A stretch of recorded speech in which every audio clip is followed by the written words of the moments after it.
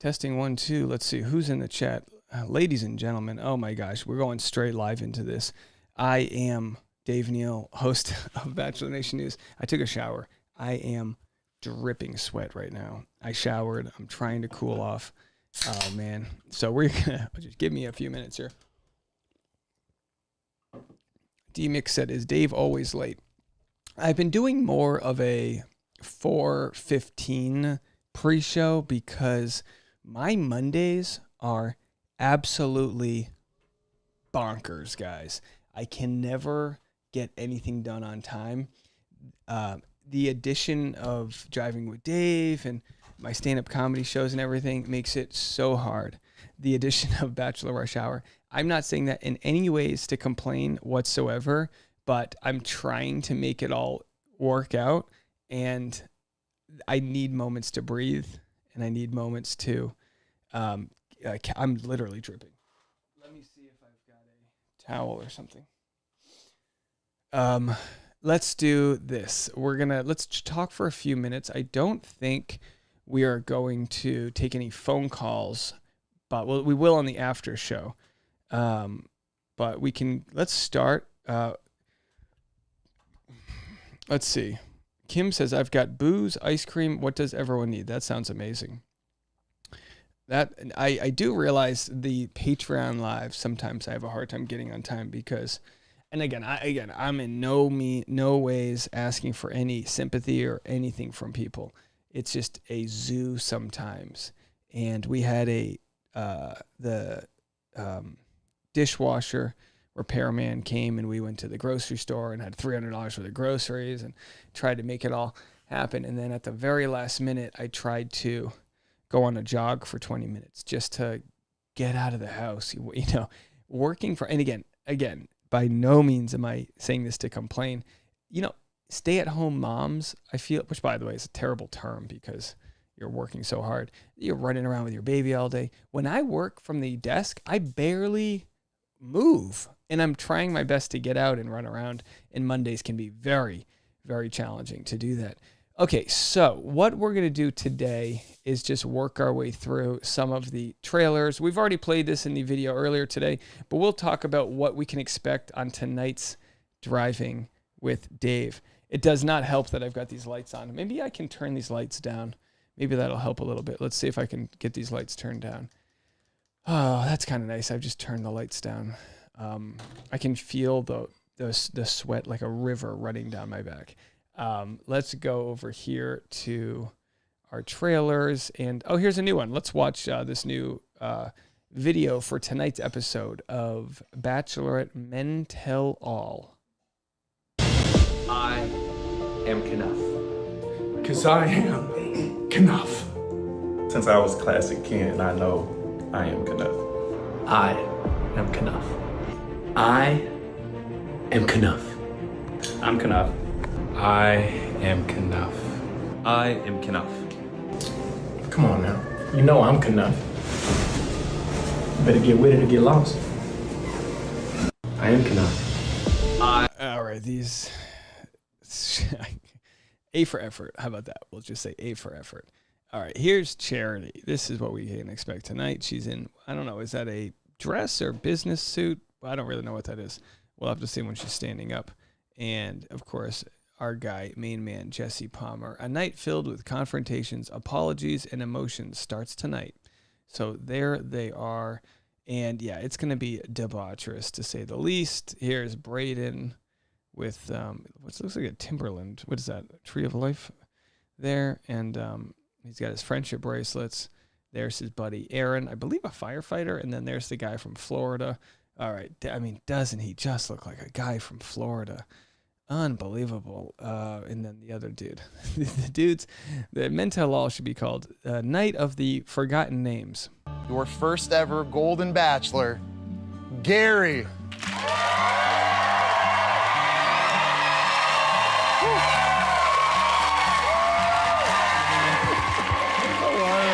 Welcome, have a seat. Well, how the heck have you been doing these past couple of weeks? It's a whirlwind the last couple of weeks.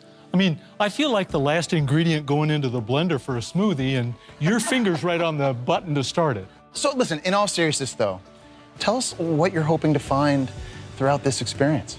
Having been married for many years and being happily married, I know that I'm not going to find the same thing. I'm open to finding the new love life. At this point, I don't know what that is, but I'm hoping I see it. There it is. Your first step. All right, so obviously the response we're going to get when Gary Turner enters our world tonight is going to be so heartwarming. I mean, there's no other way to describe it. It's like, as a society, we need to look at why we feel so much love for older generations, for babies. There's almost something like when you get to the age of puberty, part of what sucks about growing up is you realize people start treating you like shit. I remember in, I think, 8th grade, I went from like 5'3" to 5'10". I grew 7 inches in 7 months.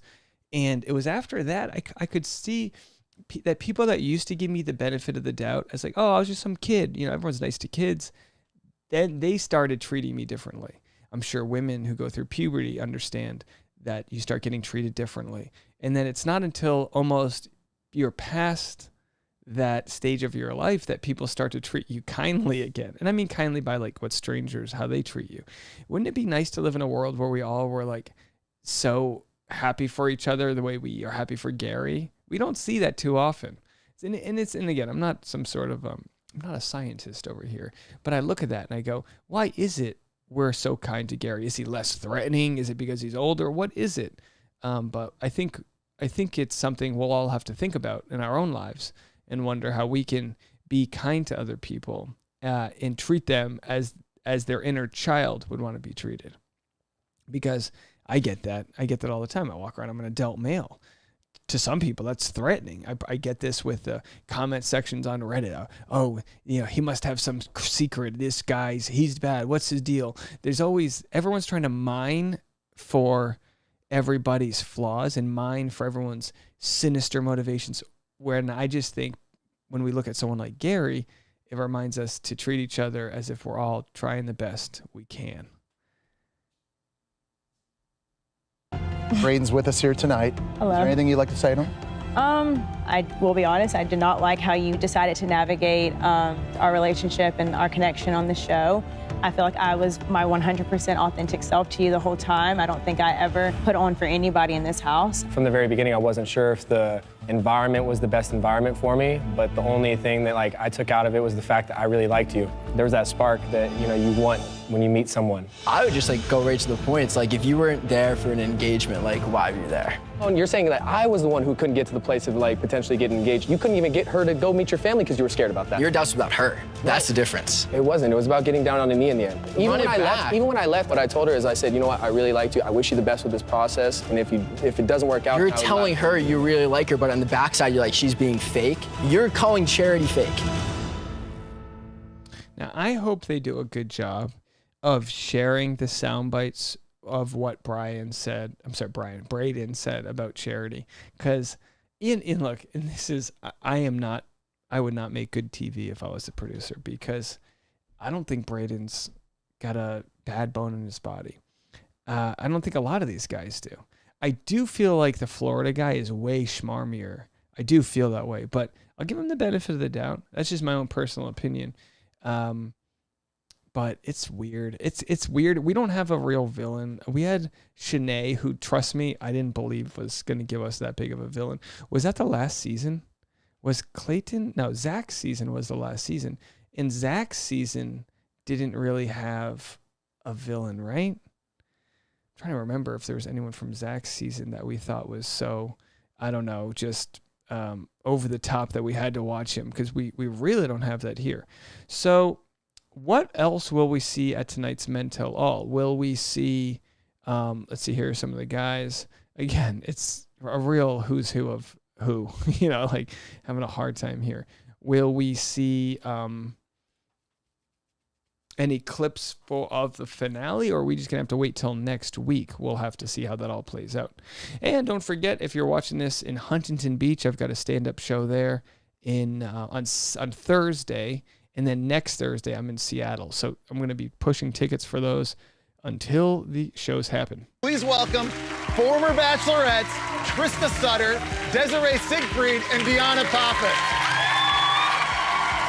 That's fantastic. How cool is this, by the way, to have them here? And I'm like trying to keep it cool right now because these are like, no, for real, these are like OGs. How do you think she's been handling everything as the Bachelorette on her journey to find love? You're doing incredible. Oh my God. Incredible. You really are just so classy. You know how to communicate your feelings. You're able to give us insight into what you're thinking and what you're feeling, and I think it's really beautiful and it's fun to watch. It's that emotional maturity, and we all appreciate it. Girl, you're doing a great job. It's so cool having former Bachelorettes come back and support our current Bachelorette. It's something that's really empowering. It's really a tight group of people. It is. We It are really each is. other's biggest supporters.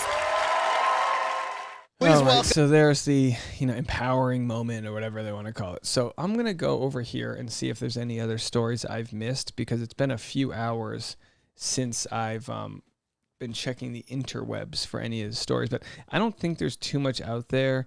Let's see. We have Arie. Let's see what Arie Jr. has to say regarding the issue, the tragedy in Maui.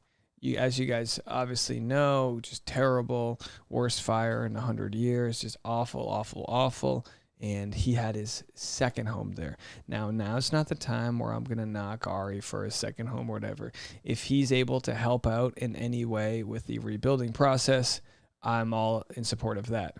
So first day of school, let's see what Arie... About the Maui situation, quite honestly, because we don't have the words.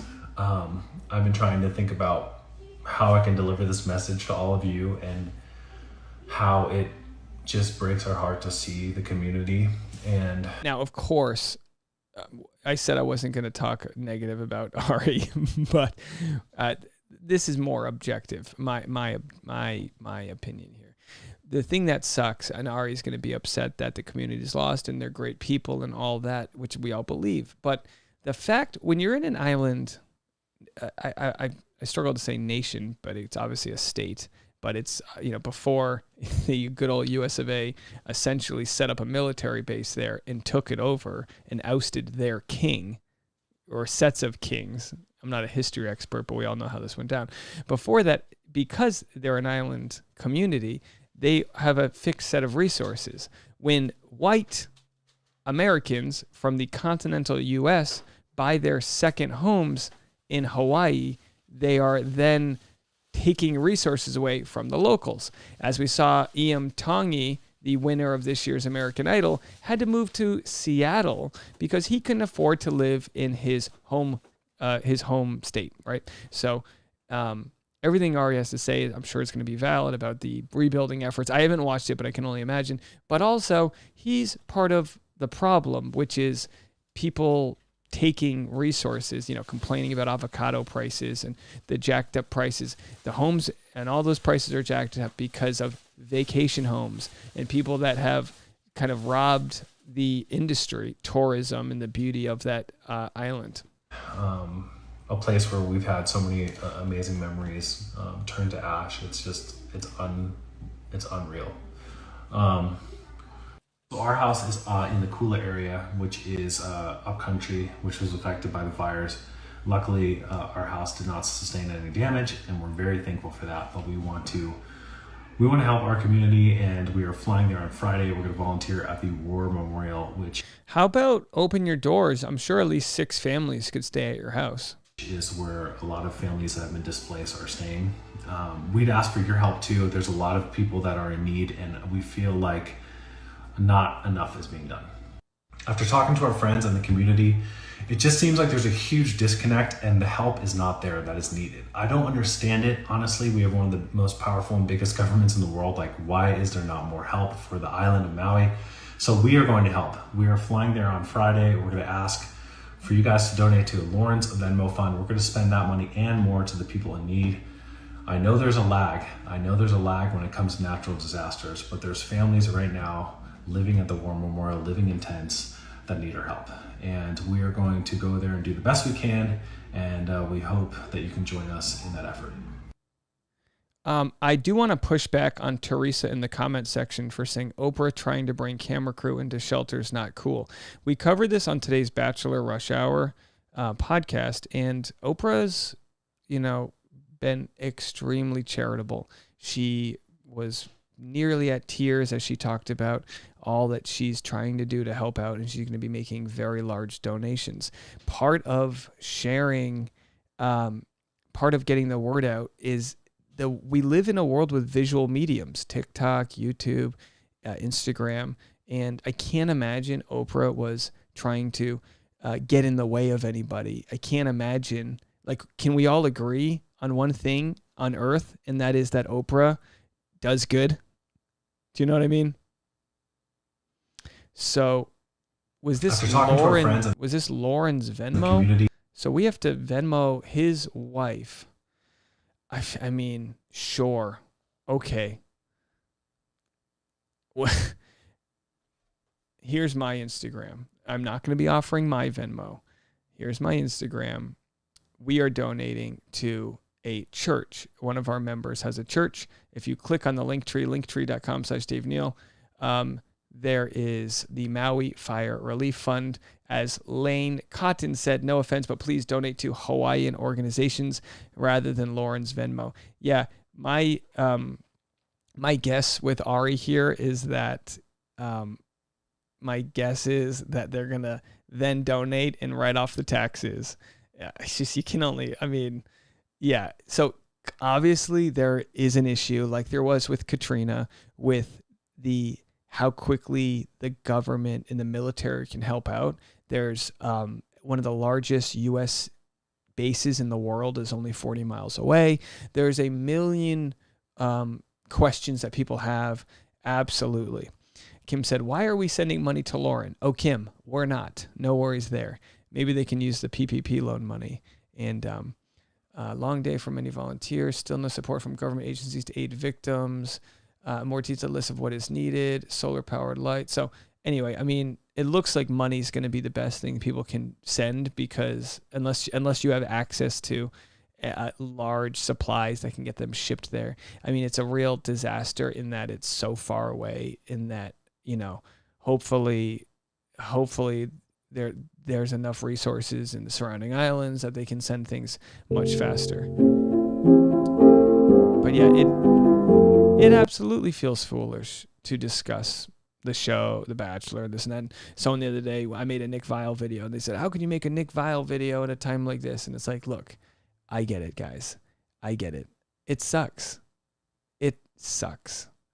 And a lot of people feel helpless. So there's a link. He says help. And it's another link to his wife's Venmo. I understand what they're trying to do. I just don't necessarily know why I'm supposed to trust them. But again, you can download, send them money or whatever. I think they have plenty of money. I can't imagine. Are they going to fly over and then bring go to the local Home Depot? I don't get it. I don't know, folks. We're gonna follow it, and we're gonna continue to promote causes that are helping out. It's obviously heartbreaking. Politically, it always seems like there's more that can be done. Why don't we have a cruise ship heading there with 5,000 beds that can, doesn't we know from the corona, the early days of the pandemic, that there's a military Navy ship that is there just to house people and all that. I don't know. I'm not necessarily knocking Arie. I just always use him as an example of just I don't know. His house wasn't touched. It reminds me of Katrina, where all the houses that were damaged were below the water line. It was the 9th Ward. It was the neighborhoods. And I know this because we worked in gutting those homes. We went to Katrina. We drove down to New Orleans, and I'm not saying this for a pat on my back. A lot of people did this. And we stayed in the St. Bernard Parish. Is that what it's called? Or whatever. I can't remember. And we stayed there with Homeland Security, and we helped gut people's homes. And this was 6 months after the hurricane. The ceiling fixtures, the lights still had water in them. everything was like radioactive. The grounds were contaminated. It was an absolute disaster. And it was the lower class people that ultimately paid the price, and in nicer neighborhoods were perfectly fine, you know. And that was probably the biggest natural disaster we've had until this one. And how much of a natural disaster is it? I mean, of course, it's caused by natural disasters, but you know, there's looking into the utility companies shutting their power when there's high winds. Did that lead to a surge, or you know, who knows? So some people in the comments section, Kim says FEMA has been deployed. They are on their way. My husband is one of those. So good luck to you, Kim, and your husband. I hope he's. Teresa said, give without the cameras and shelters. Well, Teresa, respectfully, we don't know the full story. I'm going to choose to think that Oprah is doing her best to do what Oprah does, to rally her people and all of that. I understand the point, but it's not like Oprah is a known grifter. She's not one of those. She's not an ambulance chaser. You know what I mean? I understand the point. So let's see what else we have here to discuss. I don't know if there is anything else. Maybe we'll cover the Arie story tomorrow. I think we'll have to. I think we'll have to find a way to tie it all in. I am going to be on the shorter side of today's video. So I'm like I said before, I'm just having a hard time kind of catching up on some things today. So if you guys could just give me a little, little love, I appreciate that.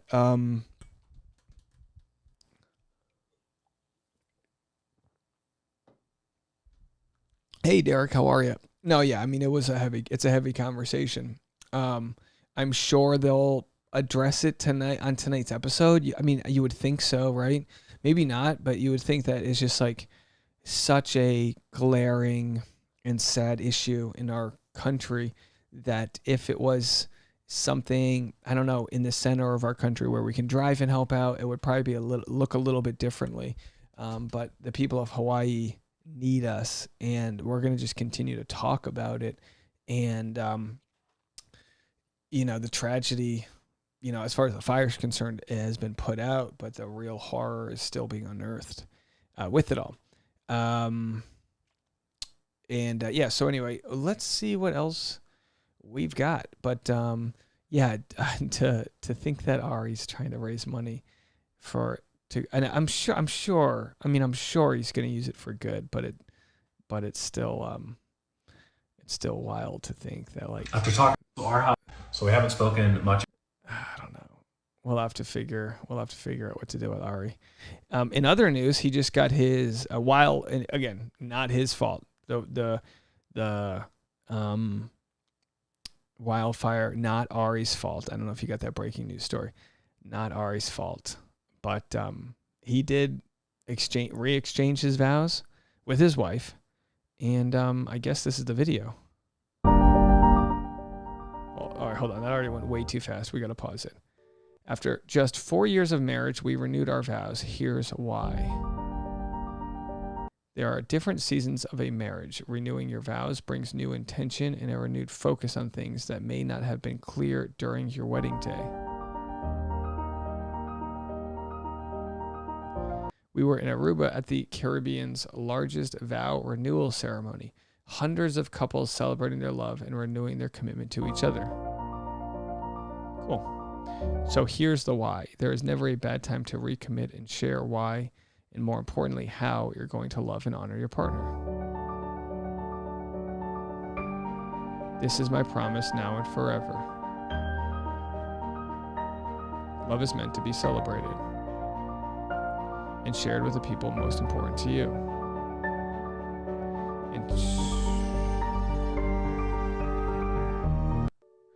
Cute. Yeah, they're a cute couple. No hate.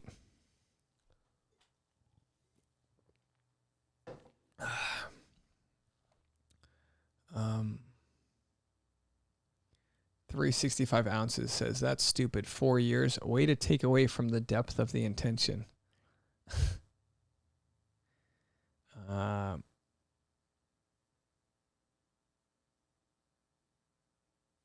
Anyway, geez, the negative comments they get. At least we're not, I mean, I'm not trying to be negative towards him. We're just trying to, like, I don't know, correct in some ways opinions. Jamie Mickey says renewed vows equal content. Yeah, because didn't he have a second proposal? Arie Jr.'s second proposal. He proposed to her. Why the Bachelor's Arie just proposed to Lauren for a second time. 2 years after Arie and Lauren said I do, the Bachelor star popped the question again. So he found, I mean, and yeah, on a content strategy, I almost respect this. By the way, I did stop sweating. Oh my gosh, that was disgusting. So I understand. He got engaged on the show. He gets a free ring out of that. I get it. I mean, he's literally the king of handouts, right? You'd think he would, you think with his political leanings, he wouldn't want handouts, but here he is. And then 2 years later, he reproposes, but it appears the reproposal was just a brand deal anyway. So he got a new ring. Doesn't that take away, isn't the ring, you're not supposed to be able to get a new ring. It shouldn't be. So, let's see.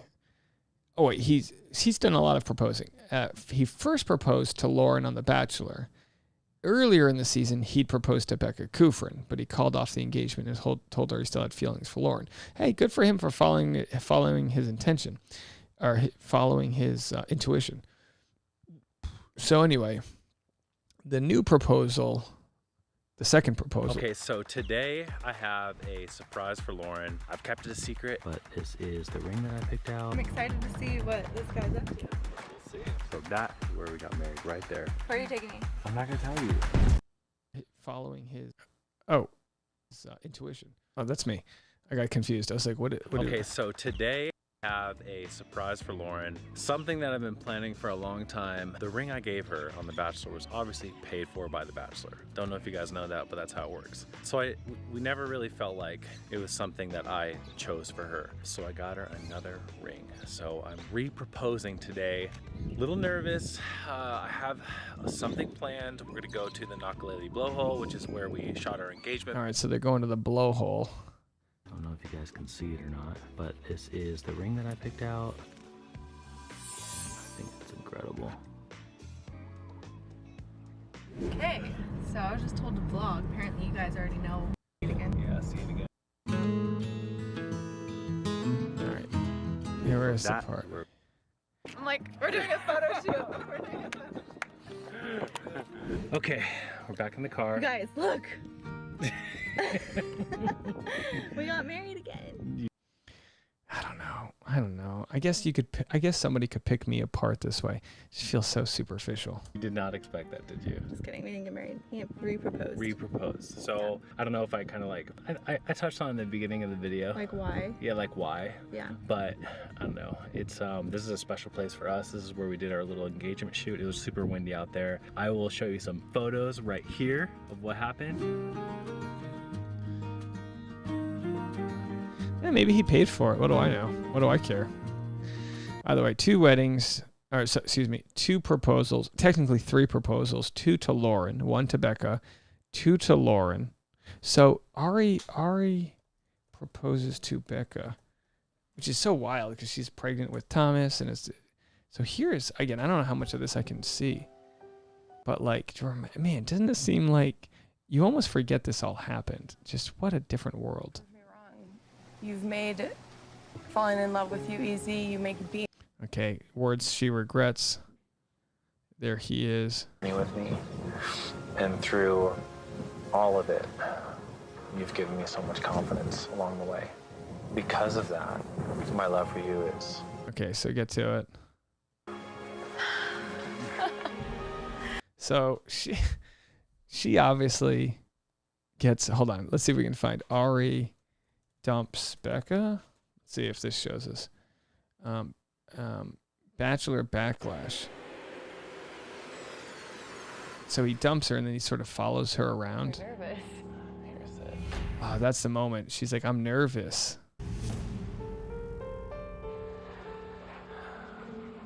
How do I start this conversation? He goes, how do I start this conversation? Oh, man. Being with Yeah, same dude. Some people are like, is this the same guy? Yeah, this is the same guy. you although it's been everything that I wanted, I still And then you can see her face kind of like melt. think about her. You are looking at last night's And then, of course, this might have been the biggest scene in the history of the show. blindsiding Becca. I can feel like my future was ripped away. Yeah, and luckily, she said a breakup is hard enough, and to have it all filmed and have to rewatch it and know that people all across the country are watching you get your heart broken, it is embarrassing. In my opinion, you don't get to just tell the fairy tales. That's not real life. This morning on GMA. And that's, he got fired, which is also part of real life. Yeah, it was so awkward. And that's when he made the choice.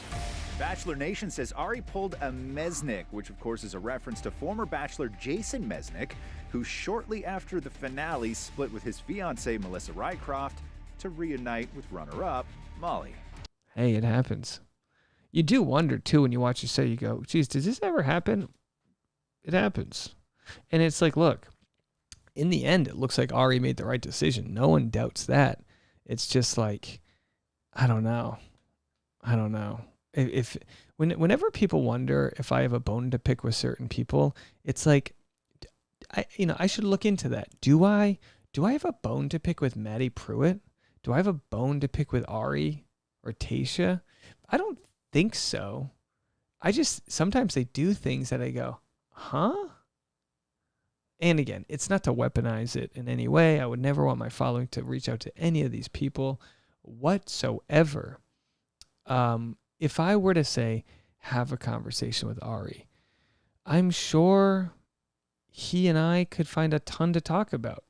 But it's also like, when he talks about certain things that are wrong, like he talks about the fact that, even here, he's upset that the government's not acting fast enough. And I get that.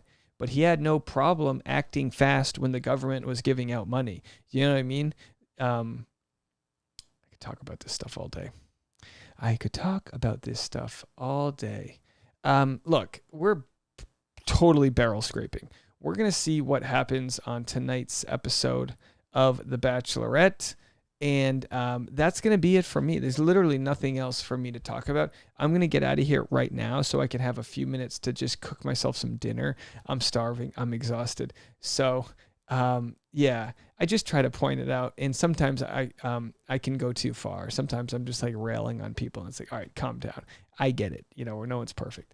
Absolutely. But either way, I'll be back in 2 hours. We'll be here for the after show. We'll do voicemails and all that stuff. So thanks for checking in and for checking out all my content. And again, if you want to donate to the charity we're donating to, of course, it's on my Instagram. You can go catch it. It's not my Venmo. And anyways, we'll be back in 2 hours. Thanks so much, guys.